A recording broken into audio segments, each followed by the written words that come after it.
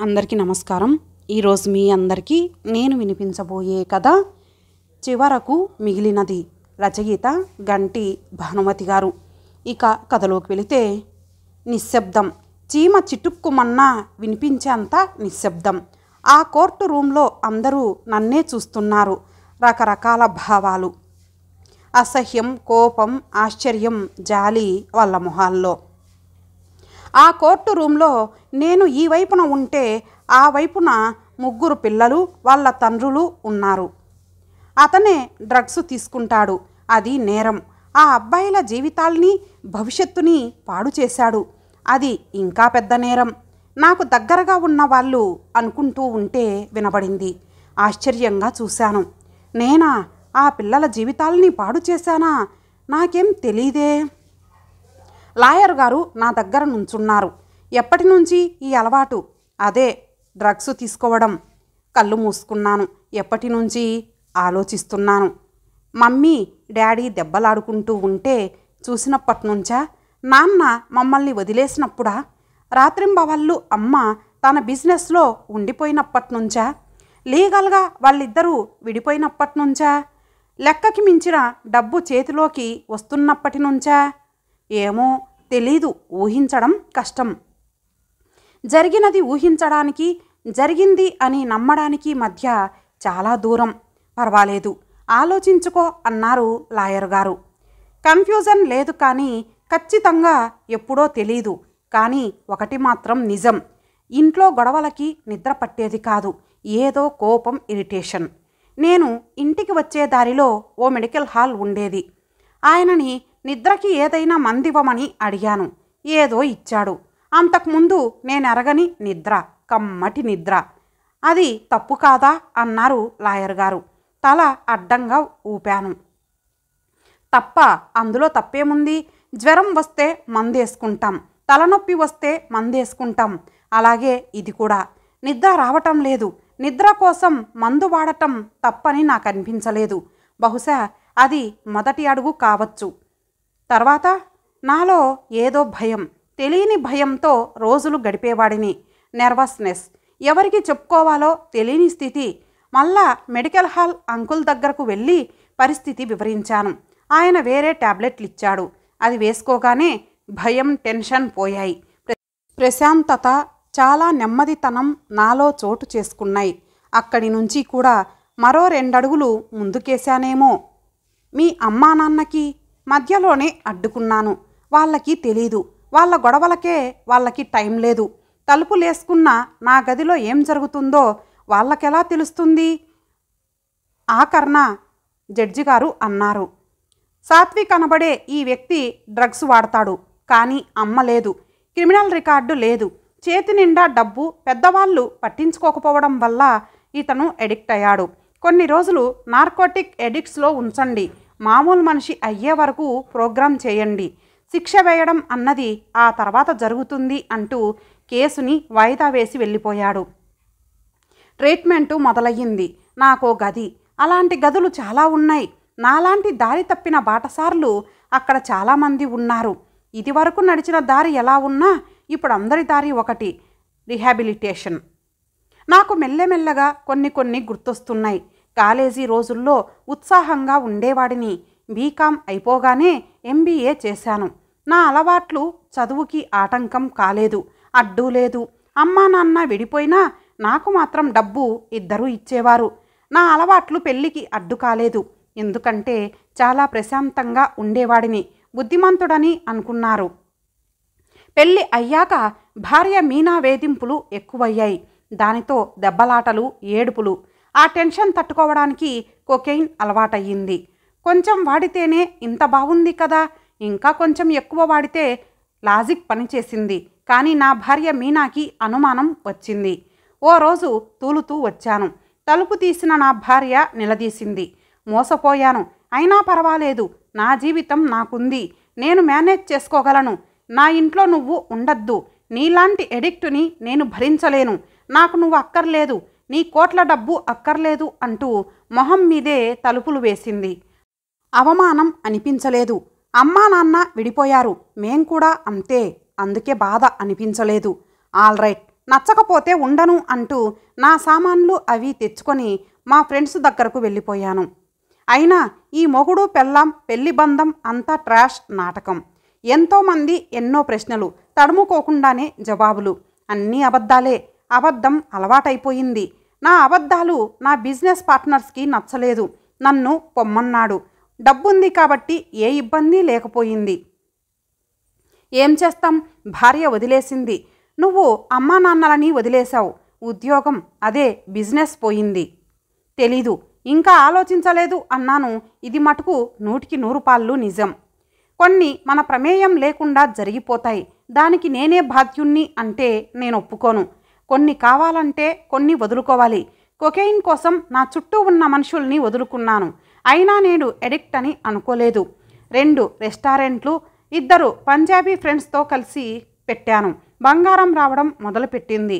ఓసారి ఓ పార్టీలో ఉన్నప్పుడు నా వెనకాలే ఎవరో మాట్లాడుకుంటున్నారు. సాత్విక్ ఎడిక్ట్ తెలుసా? అన్ని రకాలు తీసుకుంటాడట, కానీ కంట్రోల్లో ఉంటాడు. కావలసినప్పుడు దొరుకుతోంది కాబట్టి యాక్టివ్గా ఉంటున్నాడు. లేకపోతే కంట్రోల్లో ఉండటం చాలా కష్టం. నిజమే, కానీ కళ్ళు చూస్తే తెలిసిపోతుంది డ్రగ్స్ వాడతాడన్న సంగతి. నేను ఓ ఎడిక్టు. ఎడిక్ట్ అని ఎవరిని అంటారో వీళ్ళకి తెలీదు. ఎడిక్ట్ అంటే సినిమాల్లో లాగా ఇనపబూసల్లాంటి జుట్టు, చేతులు లేని జాకెట్లో, జీన్స్ జాకెట్లో వేసుకొని భుజాల మీద చేతుల మీద నల్ల టాటూలతో అస్తమానం ఏదో నములుతుంటారు. మరి నేను అలాగ ఉండను కదా. ఫుల్ సూట్, మంచి డ్రెస్సెస్ ఉన్నవాడిని. నల్ల కళ్ళజోడుతో హోండా సిటీ నడుపుతూ హుందాగా ఉంటాను. పక్కా జెంటిల్మెన్లా ఉంటాను. నేను ఎడిక్ట్ ఏమిటి? Non sense. ఓసారి అమ్మ ఫోన్ చేసింది. మీ డాడీ నేను కలిసి ఉంటున్నాం. డాడీకి క్యాన్సర్, ఒకసారి రా, హాస్పిటల్లో ఉన్నారని. పిచ్చి మమ్మీ, నేను అక్కడికి వెళ్ళి ఏం చేస్తాను? వెళితే ఆరోగ్యంగా అయిపోతాడా? నేను వెళ్ళకపోతే చచ్చిపోడు కదా. ఆయనకి తోడుగా స్వర్గానికి వెళతానా? వెళ్ళను కదా. ఒక్కళ్ళమే వస్తాం, ఒక్కళ్ళమే వెళతాం. ఎవరి జీవితాలు వారివే అని అమ్మ ఎప్పుడు అంటుండేది. అలాంటి అమ్మ ఒక్కసారి డాడీని చూడ్డానికి రమ్మని అంటోంది. ఏమిటో పిచ్చి, వెళ్ళలేదు. మరోసారి ఫోన్ చేసింది. డాడీకి అస్సలు బాగాలేదని, ఒకసారి వచ్చి వెళ్ళమని. ఆలోచనలో పడ్డాను. డాడీ ఎలా ఉంటారు మర్చిపోయాను. ఓ చిన్న జ్ఞాపకం కూడా నాలో లేదు. కనీసం దగ్గరకు తీసుకున్నది కూడా లేదు. కానీ ఎక్కడో నా చేతుల నిండా డబ్బిచ్చిన మనిషిని చూడ్డానికి చిన్నప్పటి మమత చిన్నగా తట్టింది. కానీ నాన్న కన్నా అమ్మ కన్నా నా బిజినెస్ కొకైన్ ముఖ్యం. అందుకే వెళ్ళలేదు. జీవితం పట్ల వ్యాపార విలువల తప్ప సెంటిమెంట్లు లేవు. ఎందుకంటే గతం నుంచి తప్పించుకునే స్థితిలో లేను. ఓసారి లాయర్ గారు నా దగ్గరికి వచ్చారు. ఎలా ఉన్నాడు సాత్విక్? కఠినమైన శిక్షణ, ఆధ్యాత్మిక స్పృహ, యోగాతో వీళ్ళని దారిలో పెడుతున్నాం అన్నారు డాక్టర్ లాయర్ని చూస్తూ. ఆయన తల ఊపి నా వైపు తిరిగారు. నువ్వు సరే, మీ పేరెంట్స్ నీ గురించి పట్టించుకోలేదు. చేతి నిండా డబ్బుంది, ఫ్రెండ్స్ లేరు, ఒంటరితనం, పని లేదు, ఇంట్లో గొడవలు, నిద్ర పట్టక నిద్రమాత్రలు అలవాటు. మెల్లమెల్లగా అన్ని రకాల డ్రగ్స్కి అలవాటు పడ్డావు. చిన్నపిల్లల సంగతి ఏమిటి? వాళ్ళకి అలవాటయ్యింది. వాళ్ళని కూడా దారి మళ్లించావు. తొందరగానే గ్రహించారు వాళ్ళ పేరెంట్స్, కాబట్టి బ్రతికిపోయారు. అయినా పిల్లలకి ఈ డ్రగ్స్ అలవాటు చేయడం తప్పు అని అనిపించలేదా? భుజాలెగరేశాను. ఆ పిల్లలకి అలవాటు నేను చేయలేదు, మా అబ్బాయి. బాంబు పడ్డట్టుగా ఉలిక్కిపడి అదోలా చూశారు. మీ అబ్బాయా? అవునన్నట్లుగా తల ఊపాను. నా భార్య మీనా నన్ను వదిలేశాక మా అబ్బాయిని నేను చూడలేదు. కోర్టు ఒప్పందం ప్రకారం వాడు తన సెలవులని నాతో గడపవచ్చు. వాడికి 12 ఏండ్లు. 12 ఏండ్లు వచ్చాక మొదటిసారిగా నా ఇంటికి వచ్చాడు. నా భార్య నన్ను వదిలేసినా నేను హాయిగా ఉన్నానని ఆమెకి తెలియాలంటే మా అబ్బాయి ఒక్కడే దారి. అందుకని వాడి ముందు కావాలని తీసుకునేవాణ్ణి. ఓసారి వాడు అడిగాడు, నేను ఓసారి రుచి చూడనా? నా భార్య మీనా లేకున్నా నేను లైఫ్ని ఎంజాయ్ చేస్తున్నానని ఆమెకు తెలవాలని వాడు అడిగితే వద్దనలేదు. సరే అన్నాను. అయితే ఆ పిల్లలు ఈ ఏరియాలోని వాళ్ళే. ఏ పార్కులోని ఇంటి బయట పరిచయం అయి ఉంటే ఇంటికి తీసుకువచ్చి ఉంటాడు. వాడే ఆ పిల్లలకి ఇచ్చి ఉంటాడు. ఇదొక్కటే పాజిబిలిటీ. మా బాబు ఉన్నన్ని రోజులు ఆ పిల్లలు రోజు మా ఇంట్లోనే ఆడుకుంటూ ఉండేవారని తెలిసింది. ఆయన చాలాసేపు తల అడ్డంగా ఊపారు. చాలా తప్పు చేశావు, చాలా. పెద్ద తప్పు చేశావు. నీలాగే నీ కొడుకుని కూడా తయారు చేస్తున్నావు. ఓకే, ఆ తర్వాత ఏం జరిగింది? ఓ వారం రోజులు అయ్యాక ఊగిపోతున్న పిల్లల్ని తీసుకొని వాళ్ళ తల్లిదండ్రులు వచ్చారు. మరో గంట తర్వాత పోలీస్ స్టేషన్లో ఉన్నాను. నా ప్రపంచంలోంచి బయటపడేశాయి. ఒక్కోసారి నిశ్శబ్దం నా జీవితంలోంచి వెళ్ళిపోయింది. అలజడి మారిపోవడానికి గడువు ఇవ్వమన్నాను. అంతే, బెయిల్ మంజూరయ్యింది. ట్రీట్మెంటు మొదలయ్యింది. ఆ తర్వాత మీకు తెలుసు. ఏం డాక్టర్, విత్డ్రాల్ సిమ్టమ్స్ కనిపిస్తున్నాయా అని లాయర్ అడిగాడు. చాలా ఇంప్రూవ్మెంట్ ఉంది. ఈసారి కోర్టుకి వచ్చేటప్పుడు మామూలు సాత్విక్ లాగా రావడానికి అవకాశాలు చాలా ఎక్కువ అని అన్నారు. అక్కడున్న 6 నెలలు ఓ మామూలు మనిషిని అయ్యాను. ట్రీట్మెంట్లో ఉండగానే నాన్నగారు డాడీ అనడం లేదు, నాన్నగారు పోయారు. ఈసారి నిజంగా వెళ్ళాలని అనుకున్నాను. నాన్నగారిని చూడాలని అనుకున్నాను. చాలా ఏళ్ల తర్వాత ఆ ఇంటికి వెళ్ళాను. దీర్ఘ నిద్రలో ఉన్నారు. నా జీవితం ఇలా అయిపోవడానికి కారణం అయినటువంటి ఆయన ఈ లోకం విడిచి వెళ్ళిపోయారు. హాయిగా తోటి పిల్లలతో గడపాల్సిన బాల్యం ఒంటరితనంలో గడిచిపోయింది. ఎన్నో పోగొట్టుకున్నాను. నా మీద నాకు జాలి, బాధ. మగవాళ్ళు ఏడవరట, కానీ ఏడ్చా. నాన్నగారిని అడగాల్సినవి అడగాలని అనుకున్న ప్రశ్నలు నాలో ఉండిపోయాయి.